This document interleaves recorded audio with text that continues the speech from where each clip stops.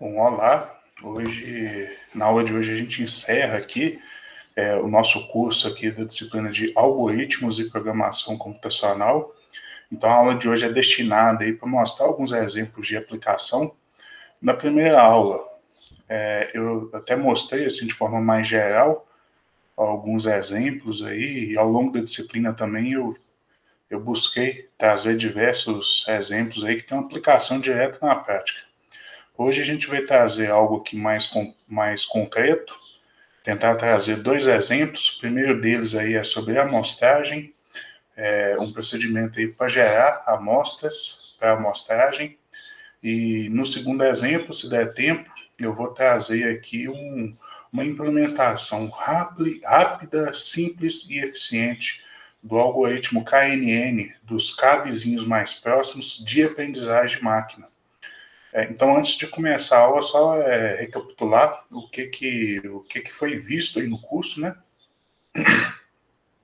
Então, na primeira aula, foi uma aula introdutória, em que eu mostrei alguns conceitos básicos aí da programação e de computadores, mostrei qual que é a relação aí entre o ser humano e a máquina e o computador, mostrei o que é de responsabilidade de cada um. Nessa aula também eu tentei trazer alguns exemplos de aplicação, alguns exemplos mais gerais, das mais variadas áreas, com o intuito aí de motivar vocês aí para investir um tempo que é precioso aí em aprender programação.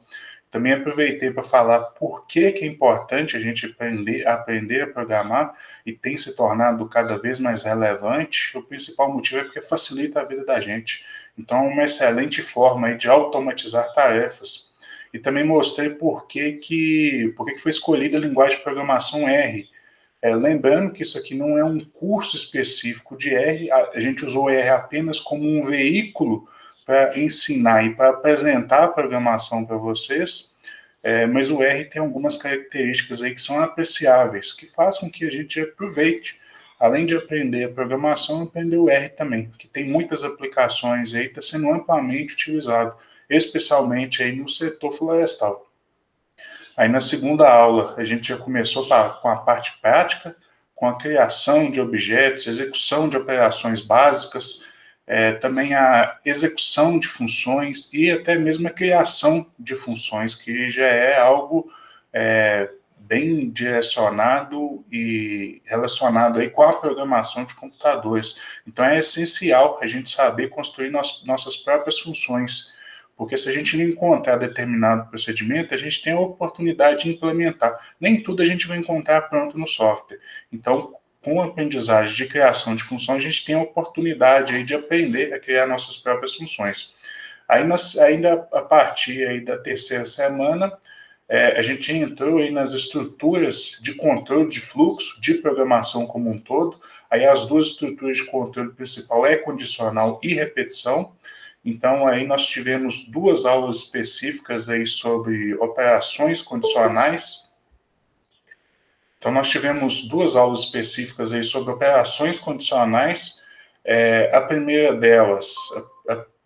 delas aí com o objetivo de apresentar aí as operações condicionais, as estruturas básicas de condicional, como, por exemplo, se, caso contrário.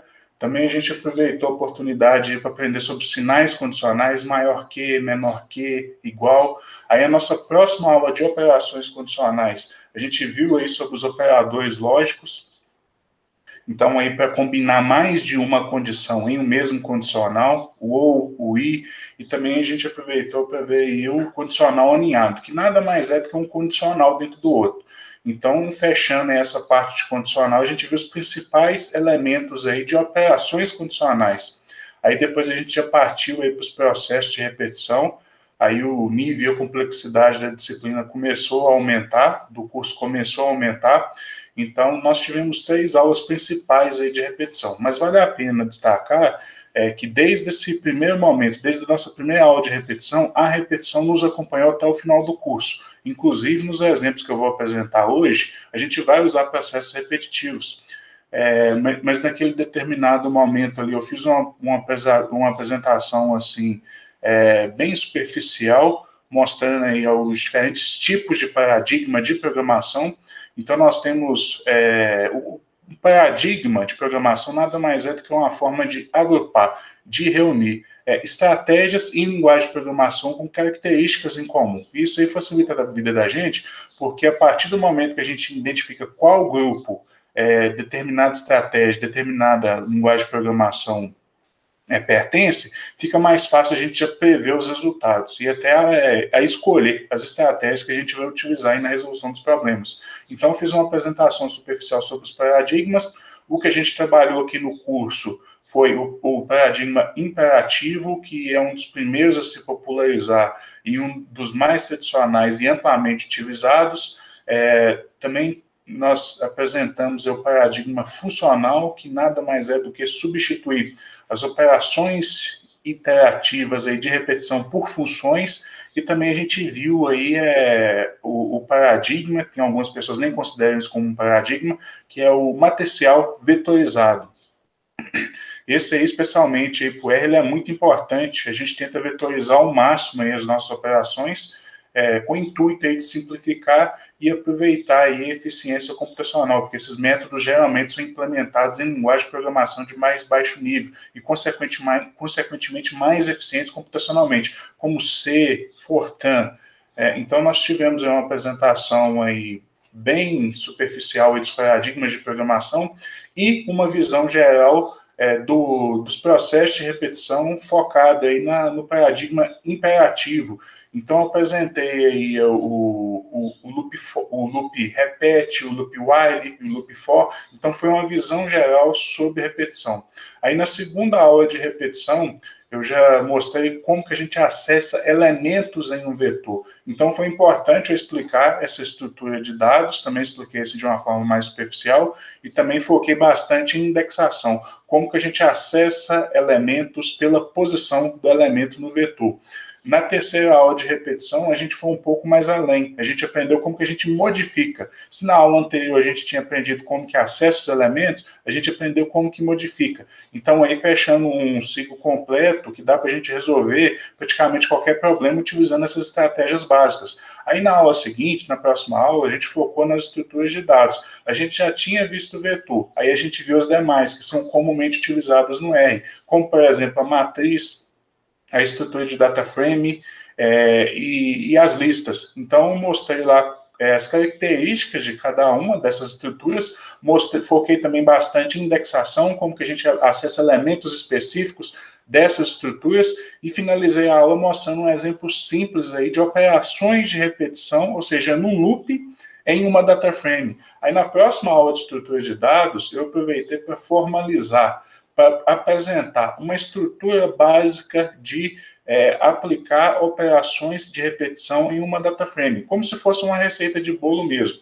E vocês devem ter percebido ao longo da disciplina que essa estrutura básica ela se mantém fixa. O que muda muitas das vezes é o problema que a gente está resolvendo, mas essa carcaça ela é muito semelhante e isso aí pode trazer benefícios para a gente, porque a gente já sabe essa estrutura básica. O que a gente tem que focar é apenas como que a gente resolve nossos problemas. Aí depois a gente entrou aí no paradigma de programação funcional. Ele é extremamente relevante para o R, tem sido adotado cada vez mais aí pelas linguagens de programação. As linguagens de programação mais modernas geralmente já oferecem essa forma de programar, mas eu também já adianto que não são todas. Por exemplo, a linguagem de programação Java, que é uma das mais, sempre figurando ali entre as mais populares, só adotou esse paradigma de programação não tem muito tempo, então um bom tempo aí não era possível a gente fazer uso da programação funcional na linguagem de programação Java. No R tem uma relevância muito grande, porque boa parte das operações que a gente executa, a gente utiliza aí o procedimento aí, de programação funcional. Então foi uma oportunidade aí para formalizar esse paradigma, e na aula foi interessante que eu mostrei alguns exemplos que eu tinha resolvido aí, utilizando programação imperativa, resolvi utilizando programação funcional e também utilizando o paradigma matricial vetorizado. Então foi bom aí para perceber aí a diferença. Lembrando que o paradigma imperativo ele é mais transparente, ou seja, dá para você saber exatamente o que está acontecendo, dá para você levantar como se fosse um capô de um carro aí e olhar lá o que está acontecendo no motor. Então ela é muito transparente, você sabe exatamente o que está acontecendo. Eu sempre comento também que um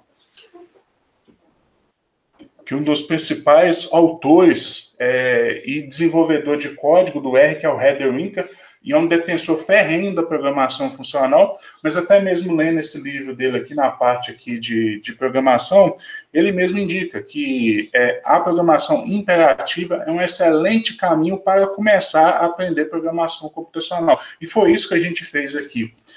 Porque eu até comento assim um conceito assim informal de que seria a programação funcional. Seria basicamente a gente substituir os procedimentos iterativos de repetição por função. Mas se a gente não sabe o que é uma interação, fica até difícil de entender como que funciona aí a programação funcional.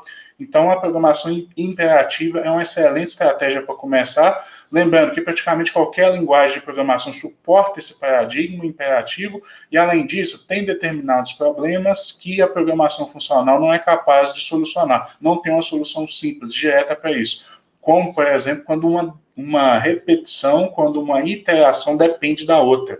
Como, por exemplo, em um problema de simulação. Então, aí a programação funcional, o paradigma funcional, a gente vai ter dificuldade para utilizar nesses casos. Mas, assim, via de regra, o paradigma funcional ele é muito interessante pela clareza. Então, clareza no sentido que é fácil de entender e é fácil de desenvolver códigos. Então, o código fica mais claro, fica mais enxuto, fica mais limpo. Então, por isso que é importante a gente aprender programação funcional.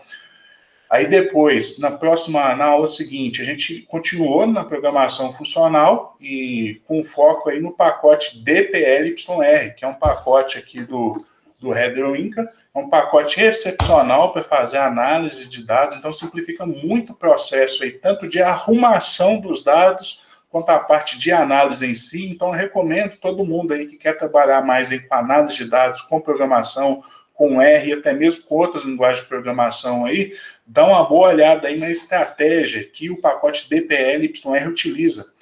É muito interessante, é muito fácil de resolver problemas. Então, aí a aula de hoje, que aí a gente se encerra o curso aqui, eu vou mostrar aqui alguns exemplos de aplicação. Primeiro deles, um gerador de amostra. A gente vai precisar executar um processo de repetição aí para obter um resultado assim, mais condizente, um melhor resultado. E depois a implementação de forma simples, rápida e eficiente aí, de um algoritmo de aprendizagem de máquina, o KNN, os cabezinhos mais próximos. Vou começar aqui a compartilhar a tela, então, que eu já vou começar a apresentar aqui, mostrar uma visão geral dos problemas práticos que a gente vai resolver aqui na aula de hoje.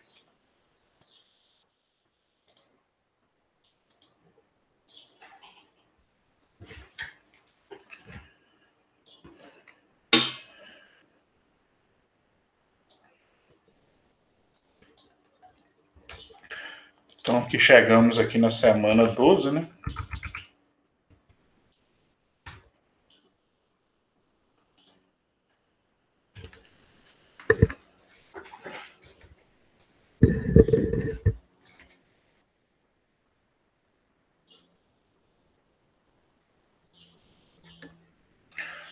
Lembrando que a gente tem visto aí aplicações aí desde as primeiras aulas, né? Que a gente vai formalizar, trazer aqui alguns exemplos mais sofisticados, mas aplicações aí a gente tem visto aí desde o primeiro momento, inclusive tinha até um trabalho que vocês fizeram, né, sobre aplicações, desenvolver e implementar um procedimento aí para solucionar um problema prático. Então, aplicações é algo que a gente já tem um contato aí desde o primeiro momento. Então, o primeiro que vai ser apresentado aqui vai ser o gerador de amostras. Não quero entrar em detalhe na característica teórica de amostras, mas só para dar uma visão geral, A amostra é muito interessante. A gente utilizar procedimentos de amostragem é muito interessante, porque muitas das vezes não é possível avaliar o todo, ou seja, não tem como a gente fazer uma medição de 100% dos objetos que nós temos interesse em quantificar. Então, por isso que a amostragem se torna pertinente. Então, já que não tem como eu mensurar tudo, ou seja, fazer um censo, avaliar tudo, então eu posso utilizar a estratégia de amostragem. Isso aí me economiza tempo, me economiza recursos e, além disso, traz um resultado satisfatório. Então, já que eu não posso mensurar o todo de forma extremamente detalhada, então eu posso utilizar amostras. Então, eu busco alguns representantes, obviamente, aí, que sejam representativos, verdadeiramente representativos aí da população, e a partir daí eu posso gerar estimativas. Aí na engenharia florestal nós temos diversos exemplos aí, né? Eu acho que o mais clássico é no inventário, que a gente busca estimar o estoque de madeira que a gente tem disponível. Aí depois essa informação de estoque, ela vai ser usada aí para praticamente todo o planejamento aí de uma empresa do setor florestal, mas a amostragem não se restringe a só isso. A amostragem é muito importante, como economia de tempo, economia de recursos, e ela surge sempre naquelas oportunidades em que não é possível avaliar o todo. E só chamando a atenção com relação a essas estratégias de amostragem, no inventário florestal, então vocês fiquem muito atentos que cada dia a tecnologia está avançando mais e hoje em dia nós temos sensores LiDAR, o sensor LiDAR aí, que é possível a gente obter uma estimativa, um valor observado aí de altura, com uma confiança e um nível de precisão, acurácia, até mesmo superior do que essa estratégia convencional aí de amostragem, utilizando um sensor remoto. Então, especificamente para medição de altura aí, é perfeitamente possível atualmente a gente fazer um censo da nossa área, pensando em altura. E depois, utilizando a estratégia de modelagem e até mesmo utilizando aí diferentes tipos aí de estratégias de LiDAR, dá para a gente obter até informação de diâmetro. Se a gente tem altura e diâmetro, dá para a gente obter volume. Então, fiquem atentos aí que essas estratégias aí têm se tornado cada vez mais relevantes. Mas aqui, a amostragem, a gente usa para praticamente qualquer coisa. Imagine que eu tenho essa seguinte situação aqui, ó, que eu tenho 4 talhões aqui.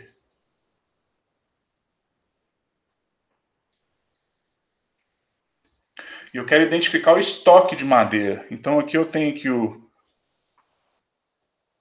os meus talhões florestais aqui. Os meus talhões florestais aqui em um projeto florestal. Então, o que eu queria fazer aqui em um primeiro momento? Eu queria obter uma estimativa de estoque de madeira. Aí uma das estratégias mais comuns utilizadas no setor florestal é utilizar a amostragem regular, sistemática, em que as nossas amostras elas têm aproximadamente a mesma distância uma da outra.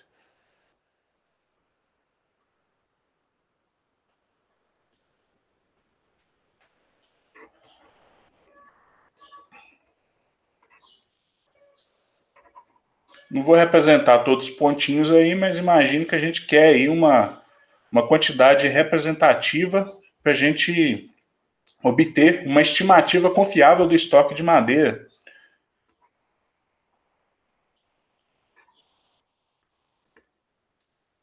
Uma amostragem sistemática aí, certo? E como que funciona? Como que isso funciona uma boa parte das vezes? Você pode, por exemplo, lançar amostras e fazer uso aí de um inventário piloto ou de uma amostragem piloto para obter uma estimativa de erro. Então, a quantidade de parcelas que nós lançamos geralmente depende do tamanho do erro que a gente quer alcançar. Então, em geral, quanto maior a quantidade de parcelas, menor o erro desse inventário e, consequentemente, maior confiabilidade. Então, você pode estabelecer um padrão aí, X de erro associado a isso e executar o procedimento de forma a tentar alcançar esse nível de erro. Uma estratégia que é muito comum é já definir uma intensidade. Então, um exemplo assim, para um inventário pré-corte, é muito comum utilizar uma parcela para cada 1,5 hectare. Então, imagina que esse projeto aqui, ó, imagina que esse projeto aqui no total tem 100 hectares, aí se eu tenho uma intensidade aqui, 1,5 aqui de intensidade, quantas parcelas que eu vou ter no total? É só dividir aí 100 por 1,5. Deixa eu ver quanto que dá isso aqui. Então, aqui 100 dividido por 1,5, então dá 66,6. Aí aqui a gente sempre arredonda para cima, né, para ter garantia realmente que a gente vai atender essa intensidade amostral. Então, aqui vai dar um total aqui de parcela aqui de 67 parcelas, amostras. Correto? E um detalhe importante é que o que acontece quando a gente vai lançar essas parcelas? Primeiro que a gente tem que ter um cuidado, isso aí é até uma questão muito prática, a gente tem que tentar evitar de lançar parcela na borda. Porque senão, imaginando trabalhando lá com uma parcela circular lá de 20 metros de raio, se você lançar às vezes uma parcela na borda, aí pode ser que o centro dessa parcela caia nessa posição aqui, ó, que é dentro ainda aqui do talhão, é dentro do talhão, mas só que parte da parcela está fora do talhão. Isso aí você pode até usar uma estratégia de contabilizar isso aí, mas isso aí geralmente não é desejável, tá? Então o que o pessoal costuma fazer muito na prática? Restringir para que a parcela, eu tenha garantia que todas as parcelas caiam efetivamente dentro aqui do meu talhão florestal. Essa aqui é uma característica desejável. E como que a gente pode fazer isso aqui? É só discriminar uma região aqui, ó, uma borda de possibilidade. Aqui, por exemplo, num raio aqui de 20 metros. Então aqui a gente pode criar aqui, ó,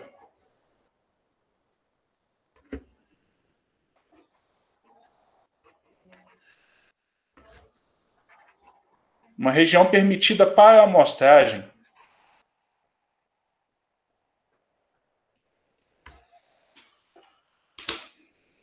Aí eu também não vou entrar aqui no mérito aqui, né, que tem algumas pessoas que podem questionar, mas aí você não está dando garantia que eu posso ter parcela em qualquer área do meu talhão florestal, porque isso aí é um princípio elementar, né? Você tem que ofertar, você tem que possibilitar que qualquer área da minha região de interesse eu tenha a possibilidade de lançar parcela naquele ponto.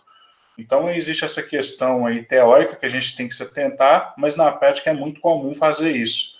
E o que acontece muitas das vezes? Então, aqui, juntando esses 4 talhões florestais aqui, ó, o talhão 1, talhão 2, talhão 3 e o talhão 4, eu tenho que lançar 67 parcelas.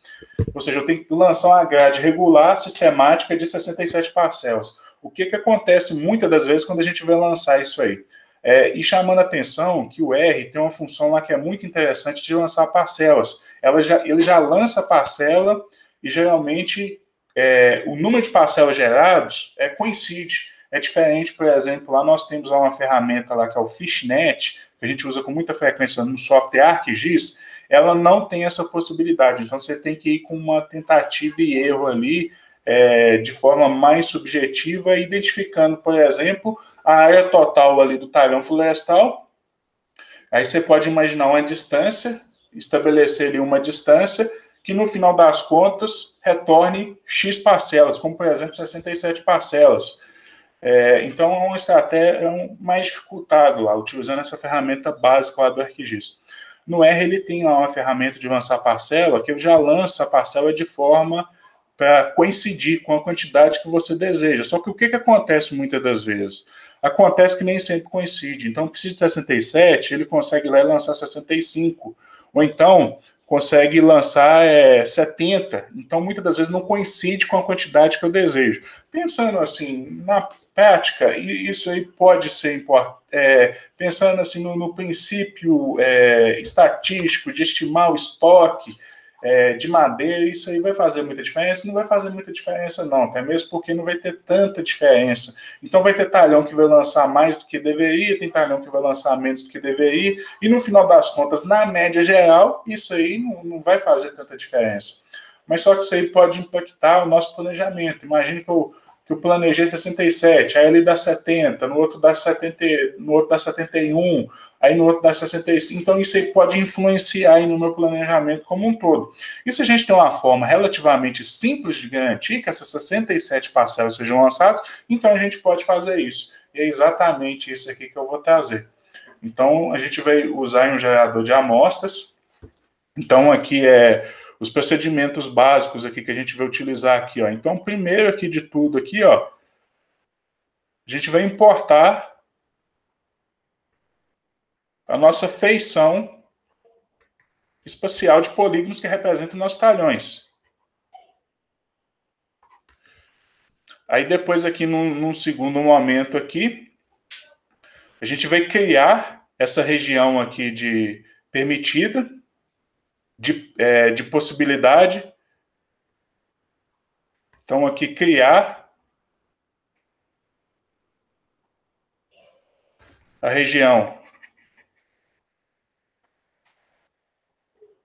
permitida para amostras, que a gente vai usar uma ferramenta que se chama Buffer.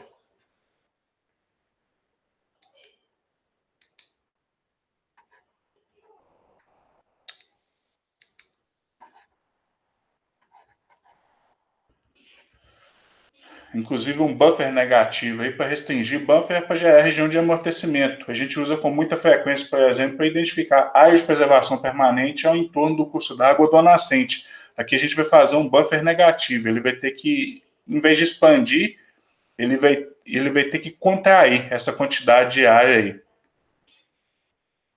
Aí depois aqui a gente vai lançar as amostras.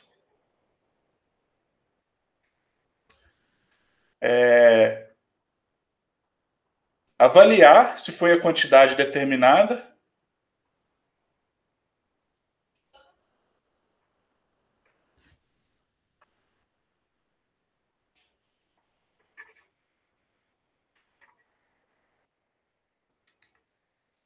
Então, aqui a gente vai ter que avaliar que a quantidade de amostra gerada.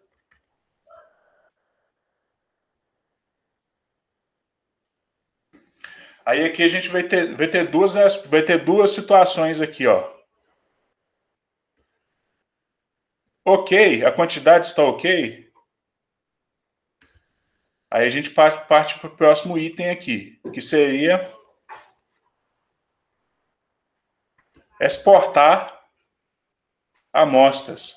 Aí exportar do R para um outro software. Aí pode ser lá para me usar lá no QGIS, no ArcGIS, pode ser para usar no GPS. Depois disso que eu avaliar e estiver ok, aí eu vou lá e exporto esse resultado. Mas pode ser que a quantidade não seja o ideal, não seja o quanto que eu determinei. Então, o que eu tenho que fazer aqui nessa situação aqui, ó? Que não está ok. Eu tenho que ir lá e retornar e lançar a parcela novamente. Então, dá para perceber aqui, ó, só chamando a atenção, que aqui a gente tem um loop, né? E aqui já vou até adiantar que provavelmente a gente vai usar um while. Por que o while? Porque a gente não sabe previamente quantas vezes que a gente vai executar. Às vezes não precisa, às vezes uma vez só já cai lá 67 parcelas. Ou então pode ser que a gente não consiga na primeira, vai ser na segunda, na terceira, na quarta. No teste que eu estava fazendo ontem, teve um que eu consegui lá na 27ª, eu consegui a 67. Então esse loop aqui, ó, vai ser o quê? Enquanto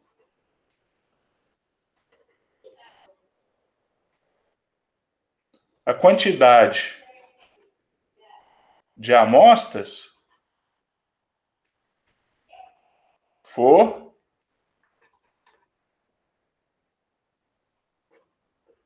diferente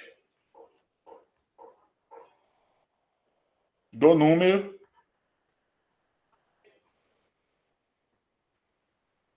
estabelecido. Nesse caso aqui, ó, 67, né? Nesse exemplo hipotético que eu apresentei aqui. E aqui eu esqueci aqui, né? Aqui tem uma etapa aqui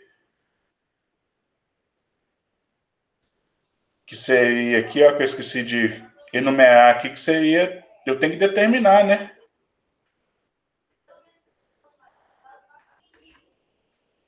Determinar aqui a quantidade de amostras. Esqueci dessa parte que é importante, né? Porque se eu não determinar a quantidade que eu preciso, como que eu vou saber quando que eu devo encerrar o loop e quando que eu devo continuar? Então vamos executar esse procedimento aqui agora. Primeiro importar, depois determinar a quantidade de amostras, depois criar a região permitida para amostras para evitar de acontecer isso aqui, ó.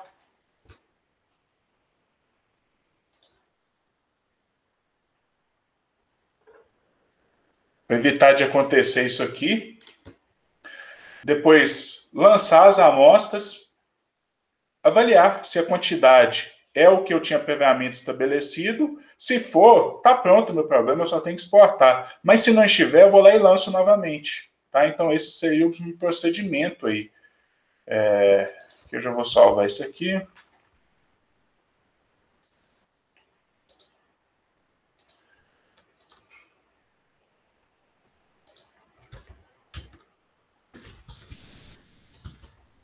Chamar de aplicação.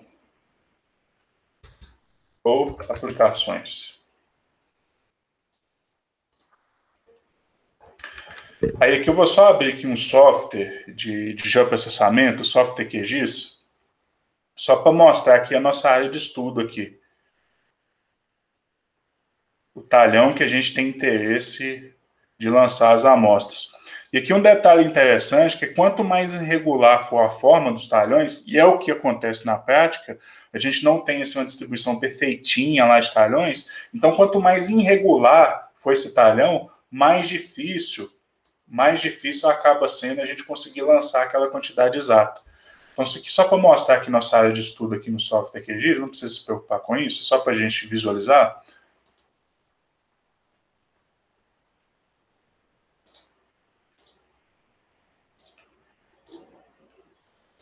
Só filtrar aqui os SHPs, arquivo shapefile. Aqui, ó, talhão florestal. Então tá aí, é basicamente esse talhão, esses talhões aqui que a gente vai trabalhar. Ó. Então aqui um bem irregular, alguns aqui são mais regulares, irregular também. Então eu tenho 4 talhões aí. Só dar uma olhada aqui nas características, eu tenho aqui o código do talhão T20, T21, T22, T23, e eu tenho a área associada aqui de cada talhão. Então vamos lá, como que a gente faz para importar aqui essas informações aqui para o R? Vamos lá importar aqui essas aplicações, então.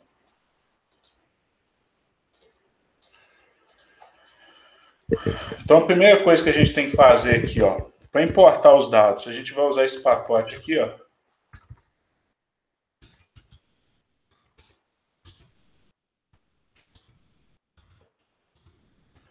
Importar os pacotes necessários. O primeiro que a gente vai importar seria esse SF aqui, ó, de Simple Feature. É muito usado aí para trabalhar com feições espaciais aqui no R. Lembrar que ele deve ser instalado antes aqui, né? Se não tiver, provavelmente vocês não têm instalado, porque ele não vem com a instalação padrão.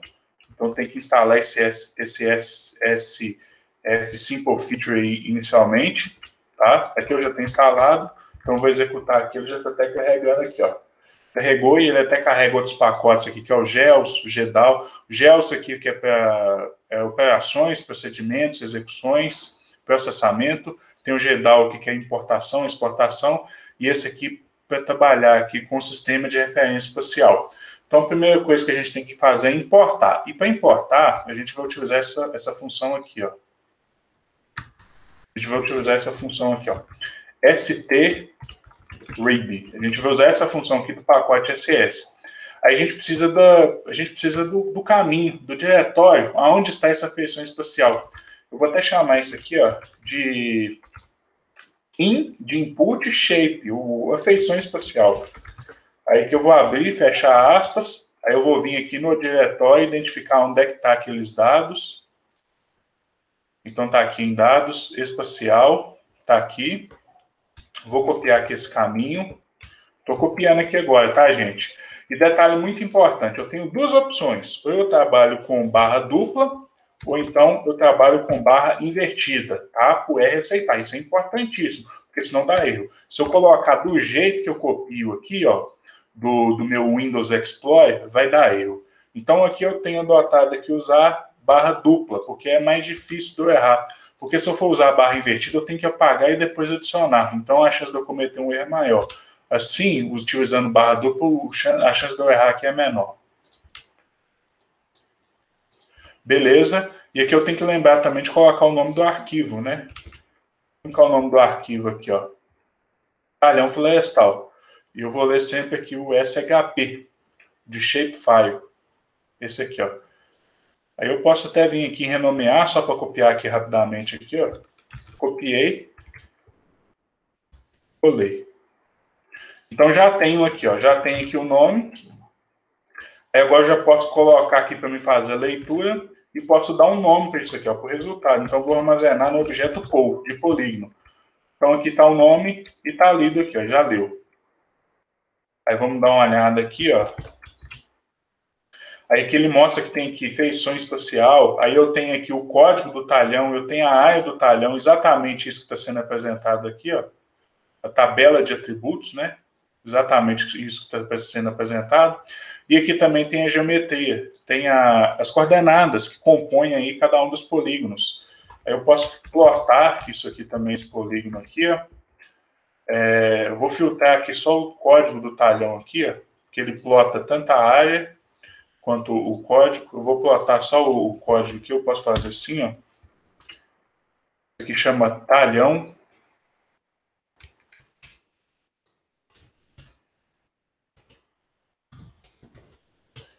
Então tá aí, só o talhão sendo plotado aí. Então aqui eu tenho aqui ficou um pouquinho cortado aqui. Mas eu tenho o T20, T21, T22 e o T23 aí. Cada um com sua cor especificada. Para me contabilizar, então aqui a primeira parte já está feita, né? Importar a feição espacial.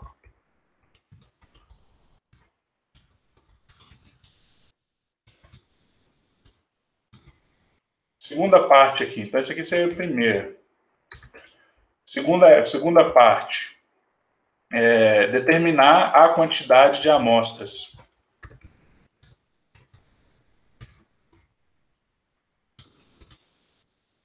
Então, como que a gente faz isso? Né? A primeira coisa que eu tenho que definir é a intensidade amostral.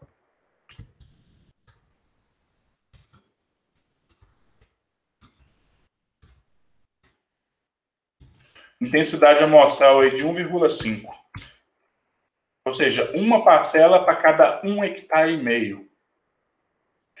Inventário pré-corte é muito usado isso aí, uma parcela e meia, 2 parcelas para cada hectare, para fazer modelagem de crescimento e produção é muito comum usar aí uma parcela para cada 5 hectares, então essa é a minha intensidade amostral. Eu vou chamar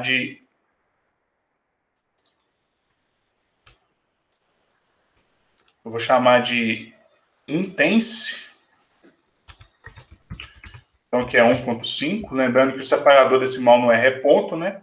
Então já está definida a minha intensidade amostral, e agora eu teria que dividir isso aqui, ó, pela quantidade de área total que eu tenho. Aqui eu tenho 100 hectares. Quantos hectares que eu tenho aqui? Ó? Eu posso calcular diferentes formas. Ó. Eu já percebi que na tabela de atributos eu tenho essa informação de área. Está aqui, ó. Área underline HA, área em hectare. Então, se eu vier aqui, ó, cifrão, olha a indexação aí funcionando também na feição espacial. Então, eu tenho aí minhas áreas. Eu posso utilizar a soma aqui, ó. e posso somar minha área total. Então, eu tenho 142 hectares. Mas essa estratégia nem sempre pode ser ideal. Por quê? O que pode acontecer? Pode acontecer disso aqui não está condizente com a realidade. Pode ser que teve atualização e o que está escrito lá naquela tabelinha pode ser que tenha sido modificado. Então, o ideal é a gente computar, a gente utilizar uma ferramenta para computar a área efetivamente. Então, a gente pode utilizar a ST área, que é do pacote Simple Feature também. Então, vou computar aqui a área do meu polígono. Está aqui, ó. Só que ele retorna aqui em metros quadrados. Eu posso até definir as unidades aqui, ó. Unidades aqui, eu posso definir aqui como essa minha ST área aqui do polígono. Eu posso definir isso aqui como hectare. Tá vendo? Computabilizou agora em hectare. Mas o que a gente percebe aqui, ó, que coincide, né? Assim, é o mesmo valor, então está condizente com a realidade. Mas se não tiver isso aqui, eu só coloquei só para chamar a atenção. Mas se não tivesse, o que eu poderia fazer? Eu poderia substituir. Eu poderia vir aqui, ó, ou área hectare. Eu poderia simplesmente aqui substituir aqui por essa área pou. Ou já computar diretamente aqui em hectare, ou então eu posso dividir aqui por 10 mil aqui, certo? Poderia fazer assim. Mas já que já está contabilizado de forma correta, eu vou usar essa informação de área mesmo. Aí como que eu vou contabilizar aqui a quantidade de parcelas? Então, primeira coisa aqui, ó, eu vou identificar minha área total. A área total é só eu somar aqui, ó, cada uma das minhas áreas dos polígonos. Então tá lá, área total 142. O próximo passo aqui seria definir aqui meu NPARC, meu número de parcelas. Então seria basicamente a área total dividido pela minha intensidade. Deixa eu definir aqui, agora está definido. Então tá aí, minha área total aí seria de 94,8 parcelas. Existe eu lançar 94,8? Ou é 94 ou então 95. Então, via de regra, a gente pode utilizar a função selling, que ela sempre é redonda para cima. Aí eu tenho garantia que eu vou atender realmente aquela intensidade. Ela sempre arredonda para cima aí, né? É o teto. Então tá aí, ó, 95. Mesmo se fosse um exemplo aqui dessa função aqui, ó. Mesmo se fosse 94,1, ela arredonda sempre para cima. Isso aí me dá a garantia que vai atender ali aquela quantidade ali que eu espero. Então, minha determinação de parcelas aqui já está definido. Próximo passo aqui, ó, criar a região permitida. Então, eu vou evitar de lançar parcela aqui na borda. E como que eu posso fazer isso? Eu posso usar aqui uma ferramenta aqui, ó. Deixa eu especificar aqui, ó. Determinar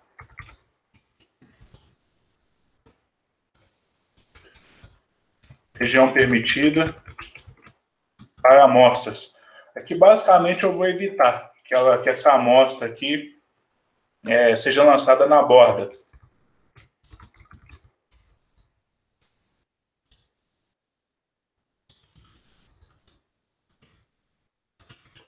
Eu posso usar a ferramenta aqui, ó, do buffer.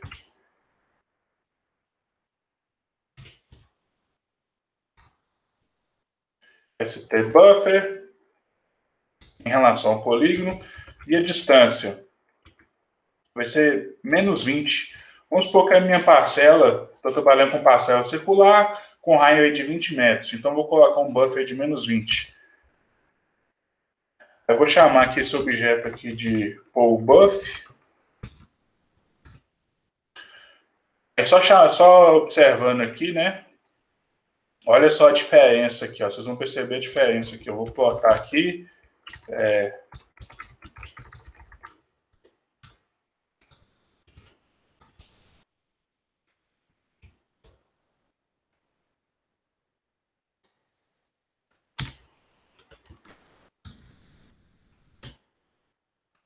Vou botar de novo esse aqui, ó. Cadê? Vou botar esse agora. Então, olha só, esse aqui, ó, tá vendo como é que restringiu? Olha só a diferença, ó. Dá para ver aqui também, ó. Aqui dá para ver mais, ó.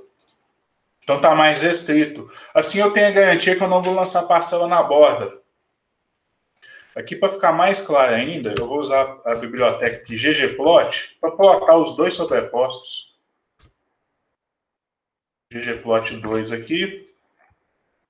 Vou postar aqui os dois sobrepostos aqui, ó. Aí como que eu posso fazer isso? Eu vou chamar meu gráfico de G, vou chamar aqui o ggplot, colocar um mais, que eu quero adicionar mais feições. Aí aqui eu tenho um Geometry de geometria, SF de Simple Features, e aqui os dados aqui vai ser do polígono, certo? Mas só que eu quero adicionar aqui, aí seria esse plot aqui, ó. Executei.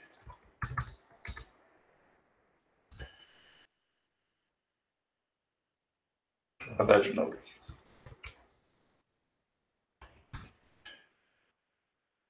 Esse aí é esse plot aqui. Agora eu vou plotar sobreposto aqui. Então esse cinza aqui seria meu polígono original. Vou postar sobreposto aqui já meu polígono restrito. Seria aqui o Geometry SF, só que agora os dados vai ser o quê? Vai ser o POLBuff. Vou mudar a cor aqui também, ó. Preenchimento. Vou colocar um verde aí. Só para ficar diferente, só para não ficar cinza também.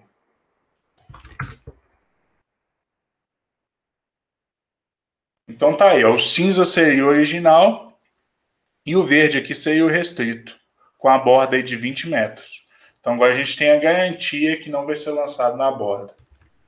O próximo passo aqui, então, já garanti isso, né? O próximo passo é lançar a amostra propriamente dita. Certo? Lançar a amostra. Vou colocar aqui.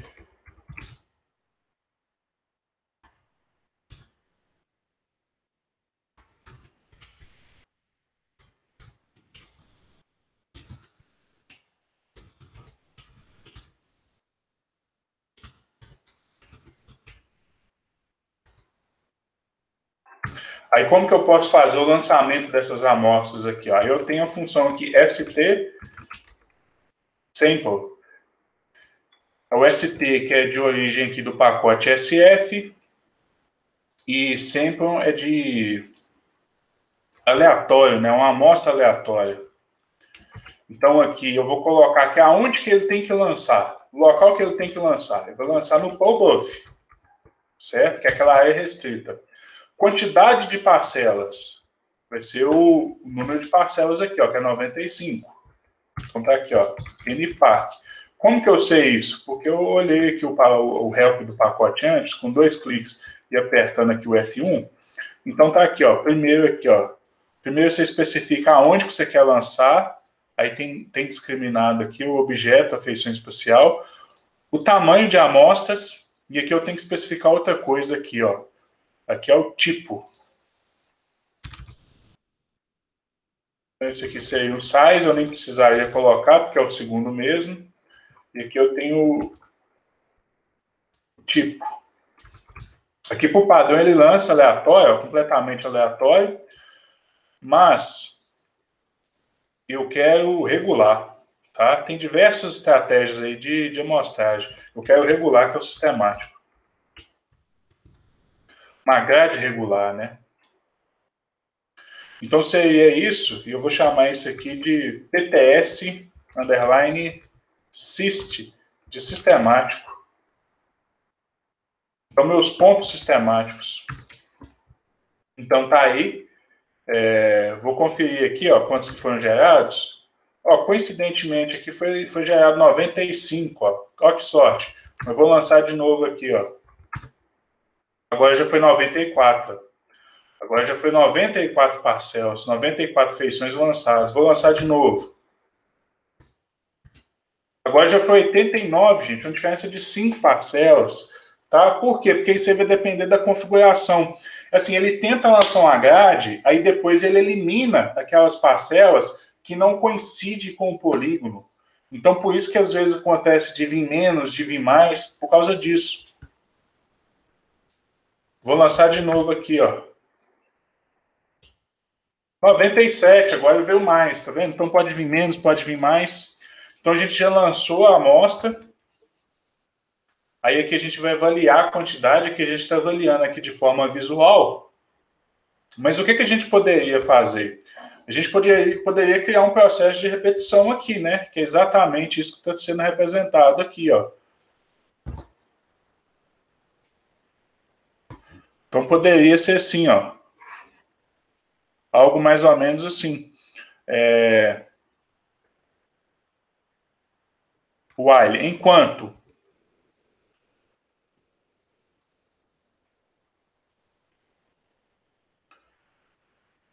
aqui o número de parcelas da feição for diferente do n, do número que eu estabeleci, deixa eu mudar esse nome aqui. Se o número de parcela gerado for diferente do número de parcela que eu estabeleci, aí o que, que ele tem que fazer?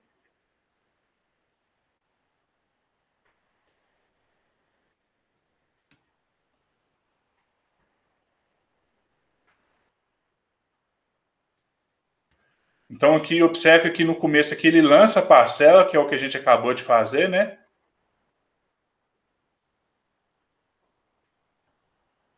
Que é o que a gente acabou de fazer. Então aqui, se esse número de parcela aqui, ó, for diferente do estabelecido, ele tem que lançar de novo. E tem que lançar até isso aqui ser igual. Então é exatamente isso que a gente vai preencher agora. A gente vai implementar agora. Então eu posso criar aqui um while, né? Primeira coisa, como que aqui eu estou contabilizando visualmente, né? Mas como que eu posso saber quantas parcelas eu tenho? Eu posso usar a função length, que ela contabiliza o tamanho, né? Então tá aí, ó, 97, ó. Vou executar de novo, ó. 98, vou executar de novo, ó. 107, gente, olha a diferença. Então, como que você lança e qual é o risco de ter uma diferença tão grande? 91, agora foi menos. 90, 98, 88, 96 foi quase, hein? 92, 90, 100, vixe, mais, 96, 96, porque é um procedimento aleatório, gente. Então, toda vez ele muda essa grade de posição. E até mesmo para atender um pressuposto aí da amostragem, né? Que tem que ter, eu tenho que ter, pelo menos a primeira parcela, ela tem que ser lançada de forma aleatória. Aí depois as outras acompanham a primeira, porque é sistemático, né? Mas pelo menos a primeira tem que ser lançada. Olha só, não consigo, ó. Vou ficar fazendo isso? Não. O que, que eu posso fazer? Criar um procedimento automatizado aqui, ó. Então, que o while, enquanto a quantidade de parcela lançada for diferente daquilo que eu estabeleci, o que ele vai ter que fazer? Vai ter que lançar novamente. Lançar a parcela novamente. Certo? Aí aqui eu vou só colocar um contador, só para não me perder. Ele contando aqui, ó.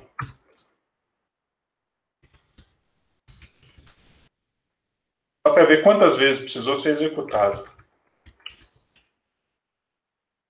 E aqui eu vou pedir para imprimir assim, ó. Pedir para imprimir aqui a contagem.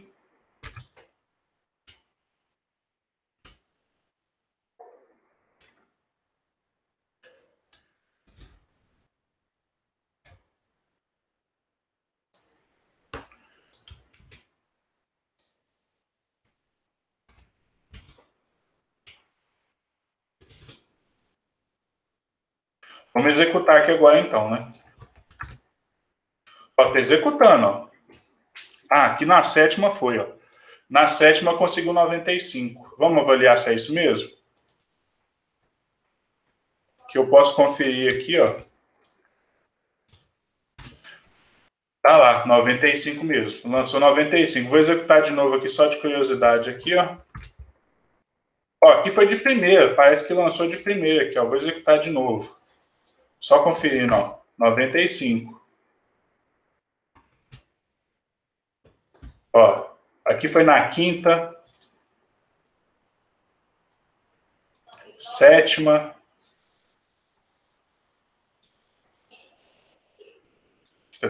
na 17ª, então pode variar, né? Porque é um procedimento aleatório. Mas aqui então a gente já resolveu aqui, ó, lançar a parcela e aqui a gente já avaliou aqui, ó.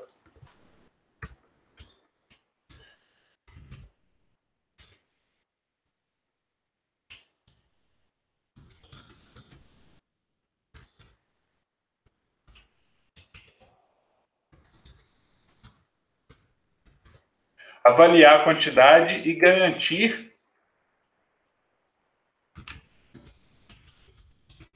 a quantidade necessária. É exatamente o que esse loop faz. Agora já está aqui, ó, 95. Vou plotar isso aqui agora. Eu vou até plotar aqui esses pontos aqui também, ó, só para dar uma avaliada. Como que eu posso plotar isso aqui? É só adicionar aqui mais um. Tem que colocar mais aqui, né, para ele continuar o comando. Um Gelme SF aí, só que agora os dados vai ser o quê? PTS sistemático. Os 95 lá no caso, né? Então tá aí, minhas parcelas aí lançadas aí de forma sistemática, bonitinha aí. Então tem 95 parcelas, que é o que eu realmente preciso. E aqui eu tenho a garantia que eu não tenho nenhuma parcela na borda, tá? Então agora eu já posso ir para o passo 6.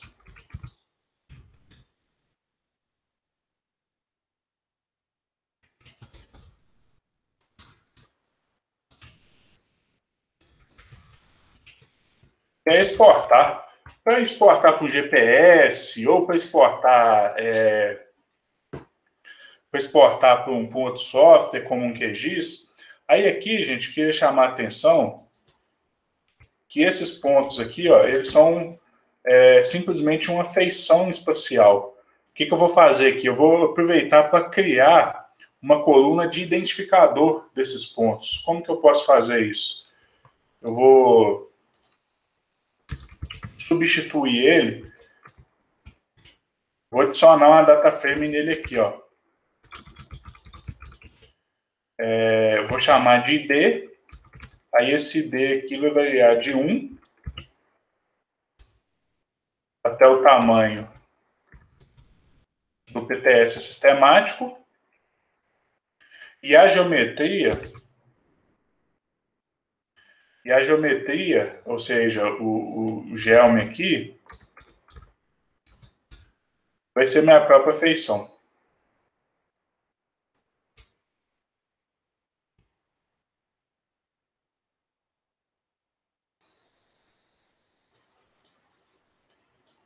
Só para criar esse identificador ID, porque ela não tem.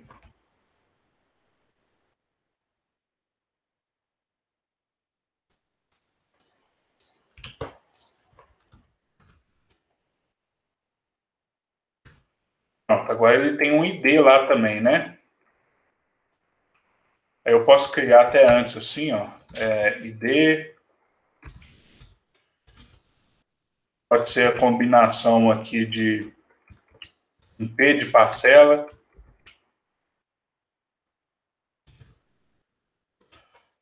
Com esse comprimento aqui, ó.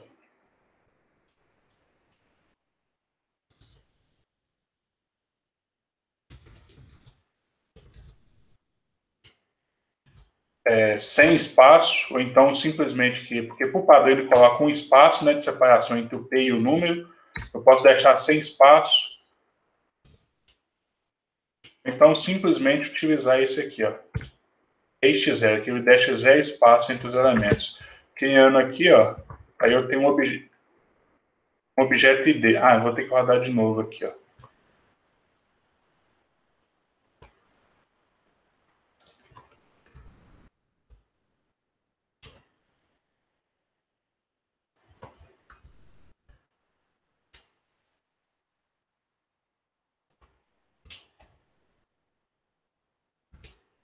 Aí, ó, P1 até P95, e agora eu coloco o ID aqui.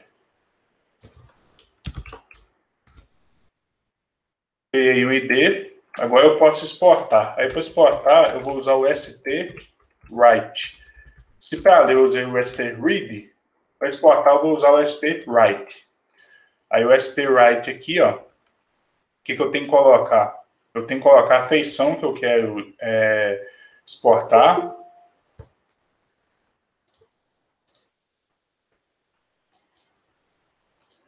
Então, tem que colocar aqui a feição que eu tenho interesse em exportar, que é a PTS Syst. Depois aqui eu tenho que colocar um arquivo, um caminho. Eu vou até aproveitar para criar aqui, ó, no começo. Eu vou criar no final mesmo aqui, ó. Vou chamar aqui de outshape, meu output. Aí aqui eu vou até aproveitar aqui esse caminho aqui, ó. Vou criar naquele mesmo diretório.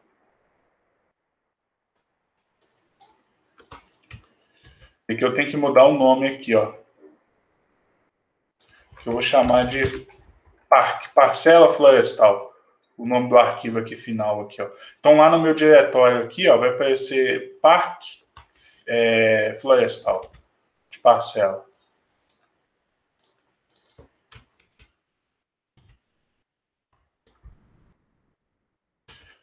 Aqui ele já escreveu. Vamos ver se apareceu aqui. Apareceu. Parque florestal. Posso ler aqui agora aqui no meu QGIS. Está aqui recém-criado, né? Está aí adicionado aí minhas parcelas com identificador. Está aí meu identificador aí, ó. Aí depois vocês podem até dar uma olhada lá no gabarito da prova, que eu ensino até a criar, por exemplo, aqui, para ordenar de forma correta. Ao invés de ser P1, ser P01, ao invés de ser P2, P02, porque fica ordenado de forma correta. Dá uma olhada lá no gabarito da prova que eu mostro como que faz isso lá como um extra. Aí que só de curiosidade, né, seria, vamos conferir aqui a região aqui de abrangência aqui.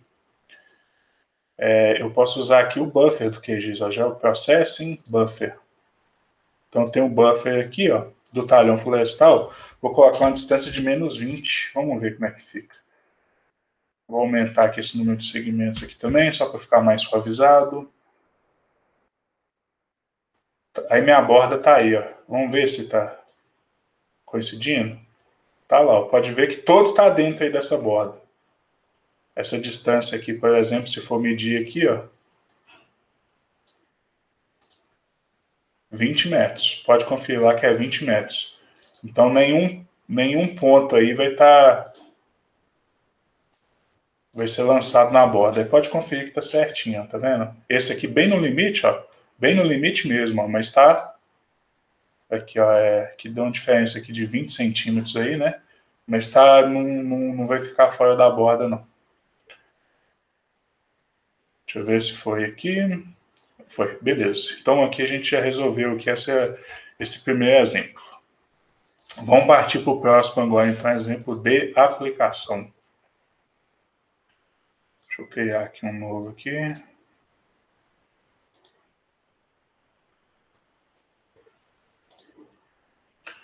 Eu vou até usar aqui uma figura aqui para me ajudar. Cadê?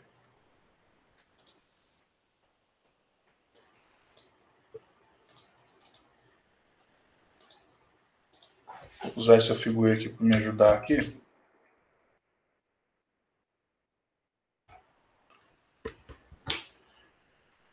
Então, o anterior lá, aqui seguindo aqui ainda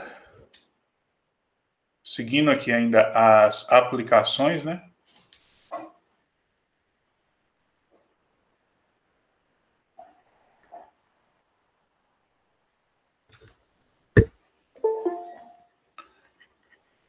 Então aqui eu vou implementar aqui o procedimento aqui de KNN.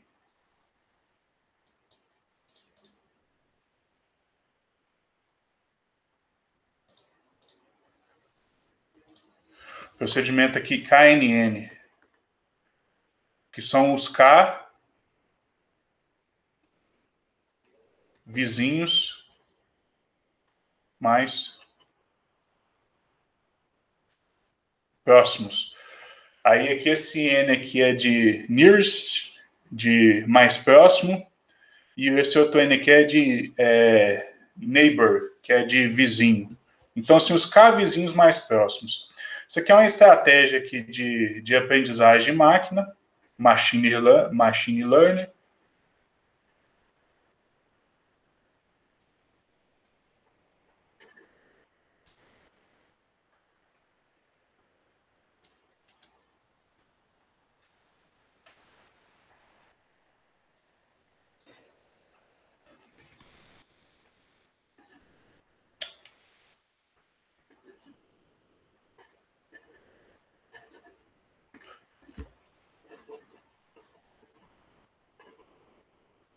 Está muito em evidência aí, uma excelente estratégia aí para automatizar tarefas, né?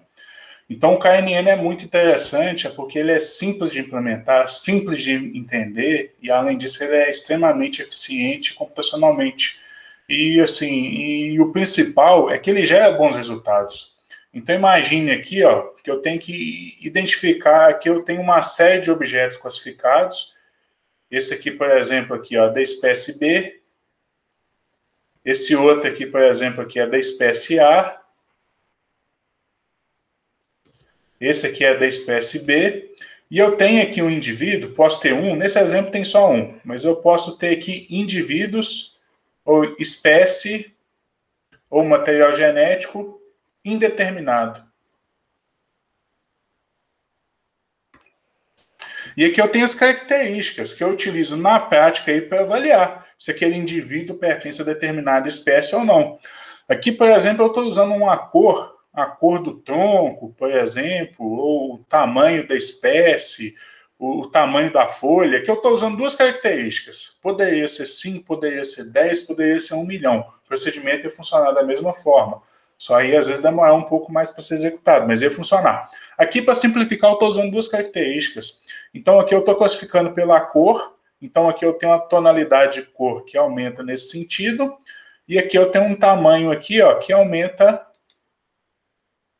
nesse sentido aqui.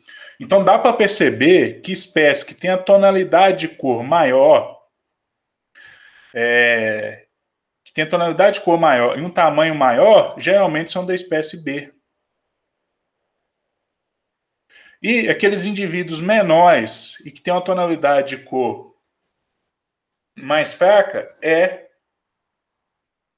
são os indivíduos A. Mas qual que é o limiar disso aí? Como que eu posso usar um procedimento para identificar? Um dos procedimentos que eu posso usar são os K vizinhos mais próximos. Aí como que essa estratégia funciona? Eu tenho aqui o indivíduo que eu quero determinar, que é indeterminado. Eu não sei a espécie que ele é. O que eu posso fazer? Eu posso computar aqui a distância entre esses elementos. Aí se eu usar, por exemplo, aqui, ó, sumiu o K.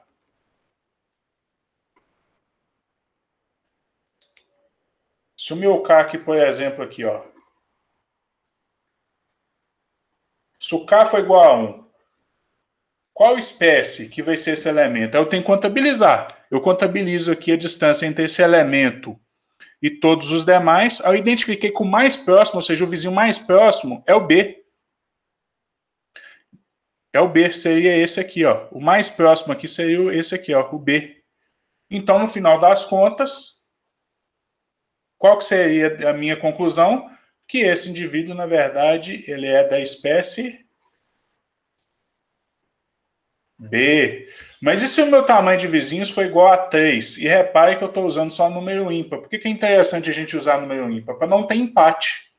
Se eu usar 4, por exemplo, 4 vizinhos, pode ser que os 4 mais próximos, 2 é A e 2 é B. Aí você dá empate. Então, olha só aqui, usando aqui os 3 vizinhos mais próximos, né? Vou mudar essa cor aqui. Usando aqui os 3 vizinhos mais próximos aqui, qual que vai ser a minha conclusão? Meu resultado? O que eu vou encontrar no final das contas? Como que eu vou classificar aqui esses elementos aqui?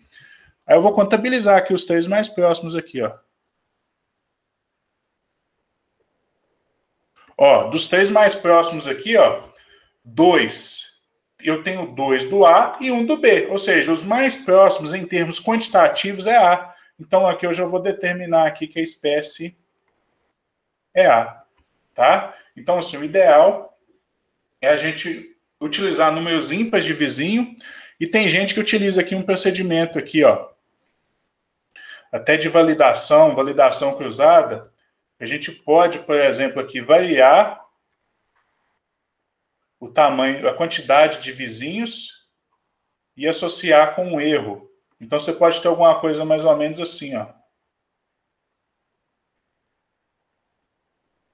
Chega um certo ponto aqui que começa a estabilizar. Aqui, por exemplo, ó, então o número de vizinhos ideal é esse, que eu tive a oportunidade aqui de ter o menor erro.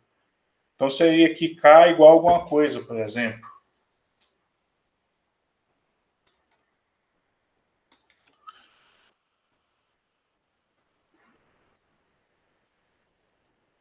O erro. Aí aqui eu estou comentando, gente, de distância. Que negócio é esse de distância? Aqui, para computar a distância, eu posso simplesmente usar a distância euclidiana. A distância euclidiana, eu já apresentei ela na disciplina de geoprocessamento, mas quem não fez não tem problema, é uma estratégia de computar distância. Você pode usar diversas, você tem diversas estratégias.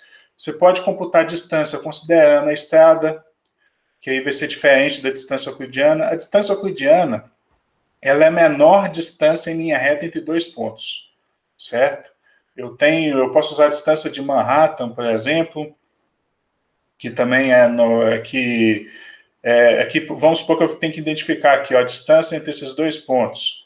Eu posso ter aqui uma distância, aqui considerando aqui estrada, às vezes eu tenho estrada aqui, às vezes essa é menor. Eu posso ter a distância aqui de Manhattan aqui, ó, que eu tenho os passos perpendiculares, então seria essa distância aqui de Manhattan. E eu tenho a distância, a boa e velha distância euclidiana, que é a menor distância em linha reta entre 2 pontos. Essa aqui, então, aqui é a minha distância euclidiana. Como que eu faço para computar isso aí? Na verdade, é muito simples. É baseado no teorema de Pitágoras. Então, vamos lá. Imagina que eu tenho essa seguinte situação aqui, ó.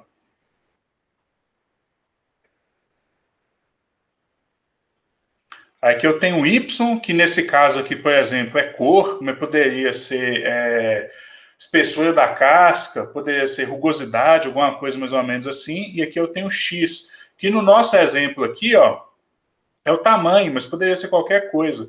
Isso aqui é muito comum a gente computar para coordenadas, tá? A gente computar aí para coordenadas X e Y, de localização. Aí imagine que eu tenho 2 pontos aqui, ó. Eu tenho aqui esse ponto 1 e aqui eu tenho esse ponto 2. O que seria a minha distância euclidiana? Seria basicamente essa distância aqui, ó. Aí como que eu posso fazer para identificar, para contabilizar essa distância? É só eu lembrar aqui, ó, por exemplo, aqui, ó, eu tenho um valor associado de x aqui, que é, por exemplo, aqui meu x1. Eu tenho meu valor associado de x aqui, ó, que seria meu x2. Eu tenho meu valor associado aqui de y, que seria meu y1. E eu tenho meu valor associado de y aqui desse outro ponto, que seria aqui meu y2. Então, aqui eu tenho meu ponto 1 e tenho aqui meu ponto 2. Qual que é a menor distância entre o ponto 1 e o ponto 2? Eu uso a distância euclidiana. Então, aqui, gente, o que eu quero, na verdade, é essa hipotenusa. Os 2 catetos eu tenho. Olha só, eu posso computar aqui os 2 catetos aqui, ó. Seria basicamente essa distância aqui, ó. seria o cateto 1. Como que eu faço para contabilizar essa distância? É só eu fazer, por exemplo, aqui x2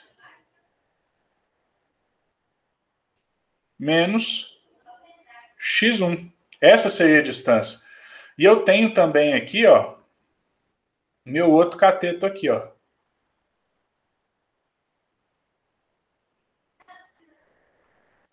Como que eu faço para contabilizar esse comprimento, esse tamanho? É só eu fazer o y2 menos o y1.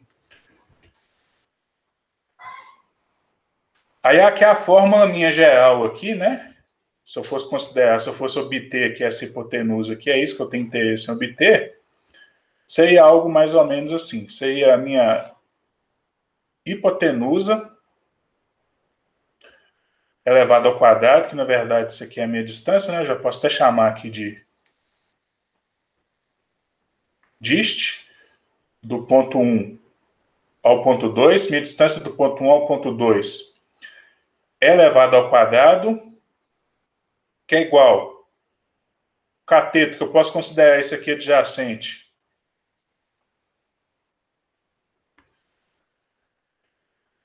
chamar isso aqui de cateto adjacente, e esse outro aqui de cateto oposto. Então aqui seria meu cateto, comprimento do meu cateto adjacente elevado ao quadrado, mais meu cateto oposto aqui também elevado ao quadrado. Aí isso aqui eu posso traduzir da seguinte forma. Eu tenho aqui minha distância elevado ao quadrado, meu cateto oposto. Como que eu posso fazer para contabilizar? x2 menos x1 elevado ao quadrado, mais meu cateto oposto aqui, que seria y2 menos y1 elevado ao quadrado. Observe que a ordem aqui pouco importa, porque está elevado ao quadrado, então poderia ser x1 menos x2, y1 menos y2, porque aqui está elevado ao quadrado, se desse um valor negativo, o sinal seria anulado por estar elevado ao quadrado. Aí aqui, ó, como que eu já posso fazer para eliminar esse quadrado aqui da minha resposta final? É só eu elevar todos os lados ao quadrado. Então, se eu elevar isso aqui ao quadrado, aí o elevado ao quadrado desaparece e eu tenho uma raiz quadrada aqui, ó. Eu elevo os dois lados ao quadrado. Então, é assim que eu contabilizo aqui minha distância euclidiana, certo? Aí eu posso contabilizar minha distância euclidiana entre cada um dos pontos aí. Vamos lá, como que seria isso então utilizando o software R?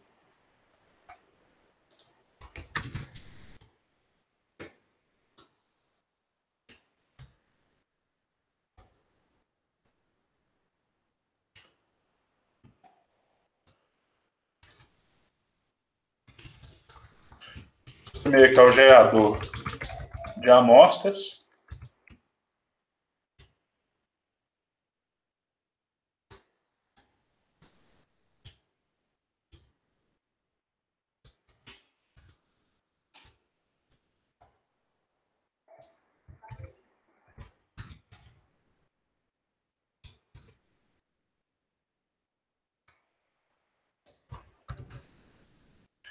Esse próximo aqui seria a implementação do algoritmo KNN, os K vizinhos mais próximos.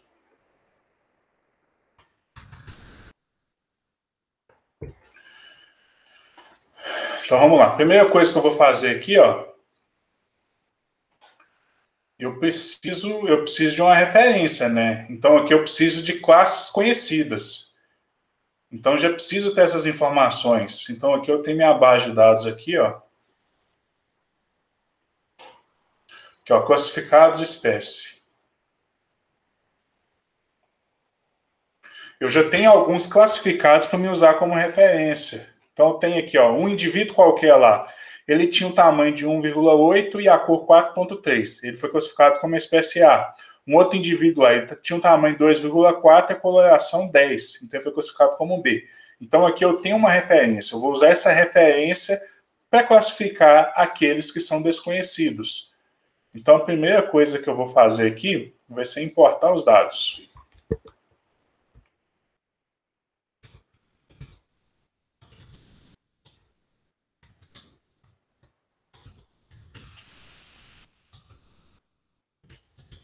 Importar os dados de referência. Aí eu posso vir aqui, a gente aprendeu a importar a planilha do Excel, né? Posso vir aqui, import, de Excel, from Excel. Vou navegar lá até meus dados. Está aqui classificados espécie. Aí aqui eu nem gosto de importar por aqui, eu gosto só de copiar aqui essa parte. Eu copio, até cancelo isso aqui e colo aqui, ó. E aqui ele chamou de classificados espécie porque é o nome do arquivo. Por padrão ele nomeia assim. Eu posso até mudar aqui, ó. Vou chamar de dados. Importei livraria para importar dados do Excel e pedir para executar o procedimento de importação. Então tá aqui os dados, né? Tamanho, cor e espécie. Então o passo 1 está concluído. O passo 2, estabelecer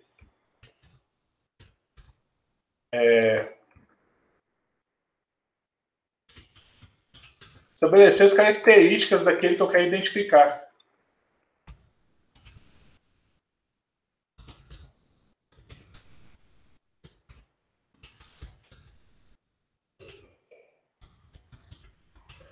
Estabelecer aqui as características dos indivíduos indeterminados. Então, eu poderia... Aqui eu vou colocar uma observação aqui, né? Poderia ser importado do Excel também, se eu tivesse muitos indivíduos indeterminados. Mas aqui, só para título de exemplo aqui, eu só tenho só um indivíduo. E o tamanho dele é 2.1, ou seja, um tamanho médio, e a cor dele é igual a 5. Esse é o indivíduo que eu quero classificar. Ele não tem espécie. Todos esses aqui têm, ó. Esse aqui não tem. O terceiro, estabelecer o número de vizinhos para avaliação. Parâmetro K aqui, né? Os K vizinhos mais próximos. Aqui, gente, como eu comentei, o ideal seria você variar isso aqui e tentar avaliar o tamanho do erro. Como que você avalia o tamanho do erro? Separando parte dos dados aí para você avaliar. Você treina o procedimento com parte dos dados, depois avalia com outro. Aí você contabiliza, por exemplo, o seu erro com os indivíduos que não foram usados no ajuste. Aí você pode executar isso aqui e tentar minimizar o erro, achar a quantidade de vizinhos aí que minimiza o erro. Aqui só de curiosidade aqui, ó, alguma dessas estratégias sendo implementada aqui, ó.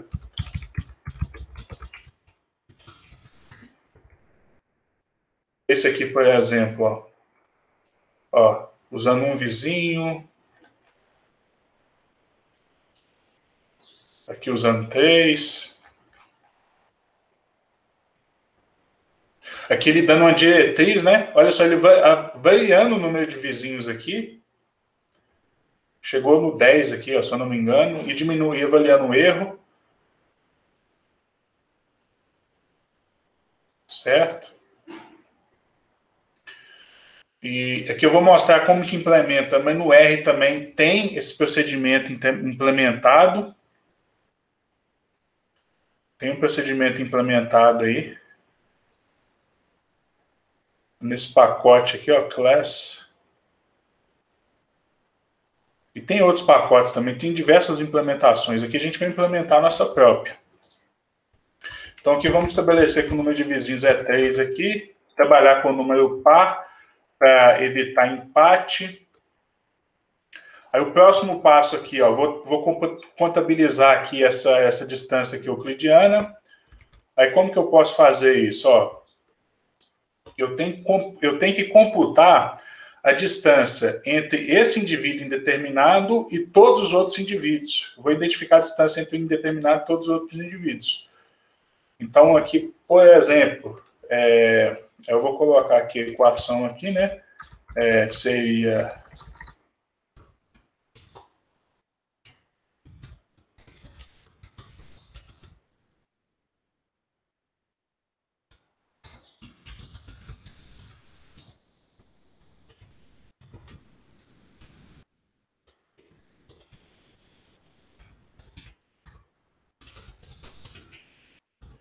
É computar aqui a distância entre o indeterminado e os já identificados. O já identificado está aqui em dados, né? Aí aqui eu vou associar o tamanho com X e a cor com Y. Então, aqui eu posso usar aqui a distância euclidiana, que é a menor distância em linha reta entre dois pontos. Então, essa distância seria algo mais ou menos assim, ó, raiz de x2 menos x1. Isso aqui é elevado ao quadrado, mais o y, que eu vou associar com a cor, y2 menos y1. Isso aqui também elevado ao quadrado. Então, essa seria a fórmula, então. Primeira coisa, como que eu faço x2 menos x1? Aí eu vou chamar de x2 aqui o tamanho aqui na minha base de dados. Então, tá aqui, ó. x2 menos x1. Aí o meu x1 aqui é o indeterminado. Tá aqui, ó. Opa. Tá aqui a distância. E eu posso contabilizar também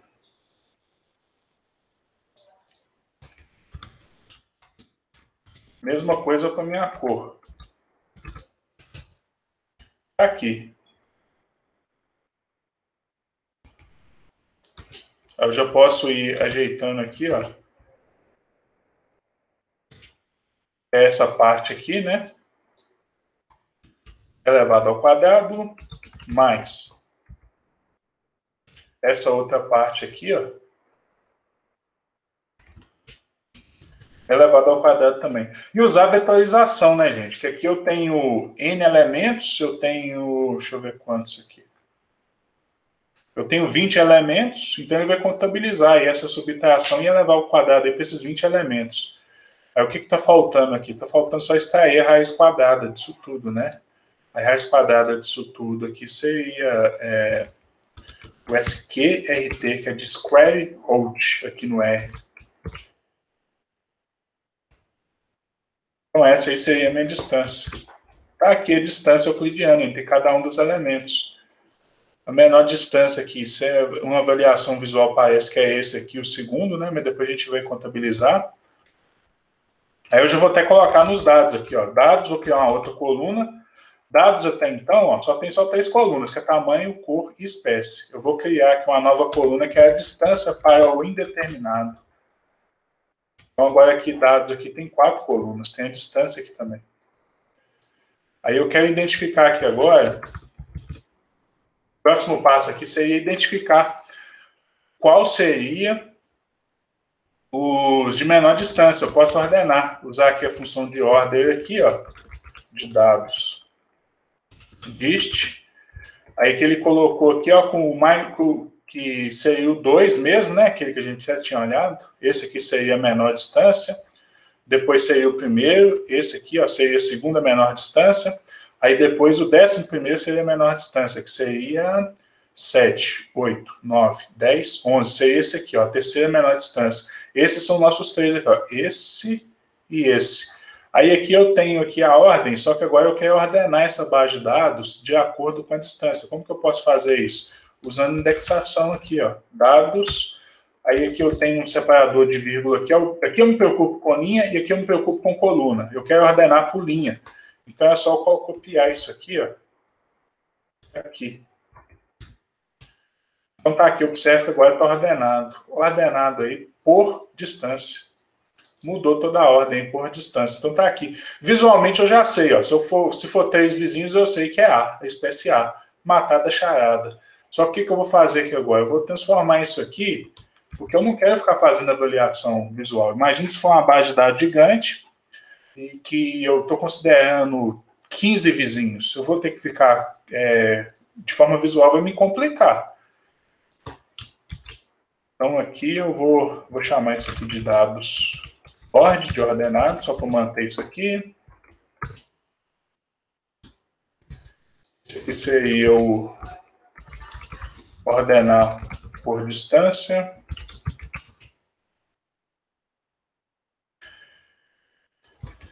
Aí eu vou focar só nos 3 primeiros aqui, ó. Vou filtrar. Como que eu posso filtrar também? Por indexação, aqui o KNN aqui, ó. Vai ser os dados ORD. Tem que ser os dados ORD, porque é ele que está ordenado. Focar aqui nas linhas do 1 até K. O K já tem que estar estabelecido aqui, ó. De 1 até K, colocar a vírgula para ele me filtrar todas as colunas.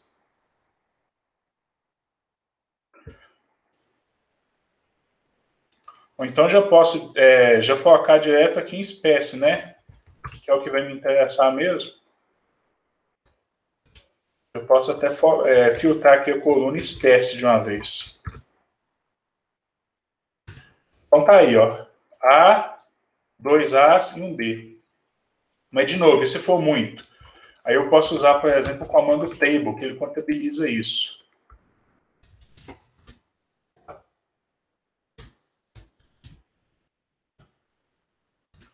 Comando table aí. Então aqui eu tenho minha frequência aqui, ó, 2 com A e 1 com B. Vou converter isso aqui numa data frame. Ou seja, para data frame, como data frame. Só para esses dados ficar mais organizadinho. Agora sim, ó, eu tenho aqui o KNN, eu tenho a frequência. Vou chamar isso aqui de KNN frec, frequência. E agora, eu vou identificar aqui o elemento que me retorna a maior frequência. Aí, para isso, eu posso usar aqui um comando que a gente já usou aqui algumas vezes, inclusive até na prova, né? É que eu posso usar aqui identificar o índice de maior frequência. Vou até chamar aqui, ó, de índice aqui de maior frequência. Como que eu faço para obter o índice de maior frequência? É só eu pedir aqui, ó,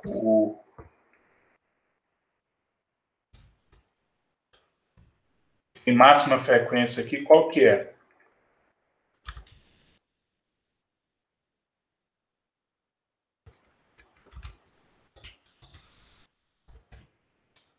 Opa. Qual que é o índice de maior frequência? Tem que focar só em frequência. É o índice 1 mesmo, né? Observe que aqui eu só tenho A e B, mas eu poderia ter N espécies aqui. Aqui eu só tenho 2, mas eu poderia ter N espécies. Aqui então eu identifiquei meu índice. E agora aqui no final, aqui, ó, que eu já tenho meu índice aqui, eu vou identificar qual que seria a espécie aqui, ó. Então, meu KNN, meu índice aqui na coluna, nas linhas aqui. E eu quero filtrar aqui, ó, já vou filtrar só o KNN aqui.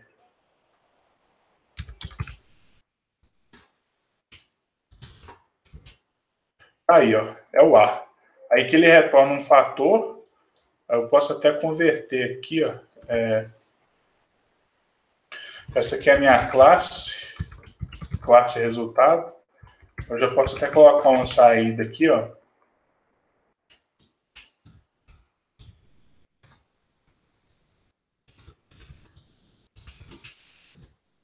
A espécie desconhecida é. Aqui eu vou até converter aqui em caractere aqui, ó.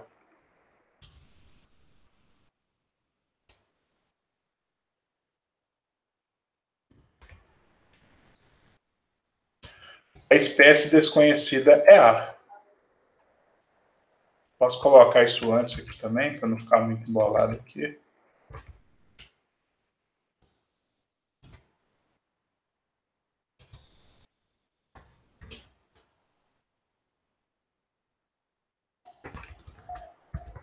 Beleza, então minha espécie é A aí, ó. Então aqui, gente, queria chamar a atenção, ó. Procedimento de machine learning, aprendizagem de máquina. procedimento robusto, funciona muito bem, muito eficiente computacionalmente. Quantas linhas de código que a gente precisou para implementar? Uma aqui para computar a distância, ordenar, filtrar, contabilizar a frequência. Então, aqui, ó, 1, 2, 3, 4, 5, 6, 6 linhas de código. Poderia ser até menos se combinasse mais feições aí. Então, com as 6 linhas de código aí, a gente foi capaz aí de implementar aí nosso algoritmo de aprendizagem de máquina.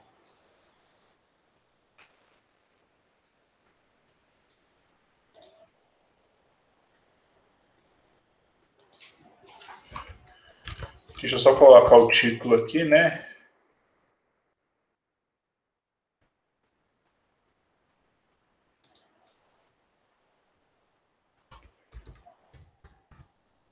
Só para colocar o nome certinho aqui. Ordenar por distância. O próximo passo aqui, o 6 aqui, seria filtrar apenas buscar vizinhos. Aí, como já está ordenado, vai ser os mais próximos, né?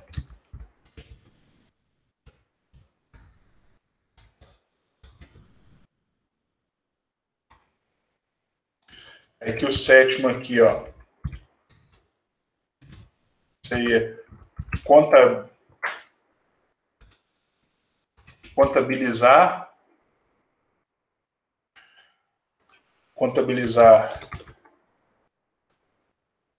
frequência,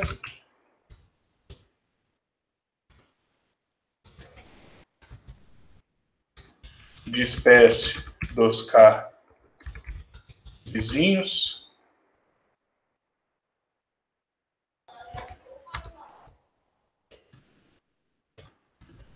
Aqui é identificar a espécie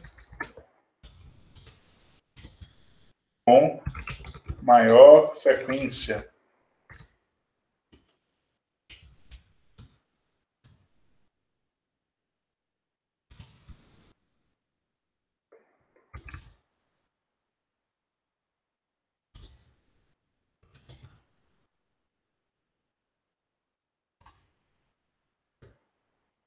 E aqui é só para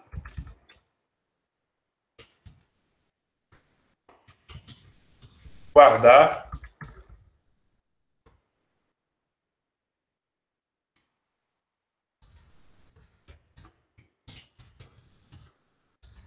é só para obter o resultado.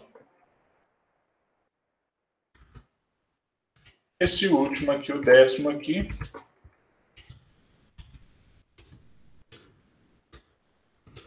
imprimir na tela o resultado. Então, esses seriam os procedimentos necessários aí para a gente executar aí o cavezinho mais próximo. Então, um procedimento simples, muito interessante. É claro que, o que eu recomendo vocês? Já procura algo que está implementado.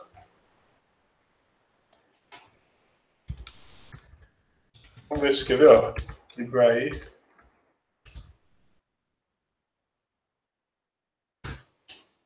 E ó, as bibliotecas que tem isso aqui implementado, tem diversas, né? Tem esse KNN em função, vamos ver de qual pacote que ele é. Desse pacote aqui. Tem esse pacote Class aqui, pacote FNN. Então aqui tem diversas alternativas aí, né?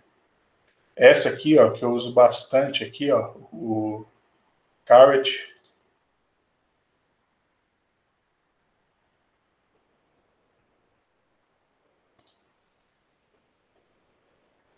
Então aqui, ó, Machine Learning em R para iniciantes. Então tem diversos pacotes e você mesmo pode implementar aí sua própria solução. Então eu acho isso aí muito interessante, porque você também tem uma noção, né, do que está acontecendo e te dá até uma certa segurança que, se não tiver aquele procedimento implementado, você é muito capaz de implementar por conta própria. Beleza, pessoal? Então, os exemplos que eu tinha para trazer hoje eram esses. É claro que não se restringe só a isso, mas tentei trazer alguns aí bem aplicados, aí, interessantes. No mais, aí, muito obrigado aí pela atenção de todos. Eu já vou encerrar aqui a gravação, aqui, mas vocês podem ficar à vontade aí para fazer pergunta.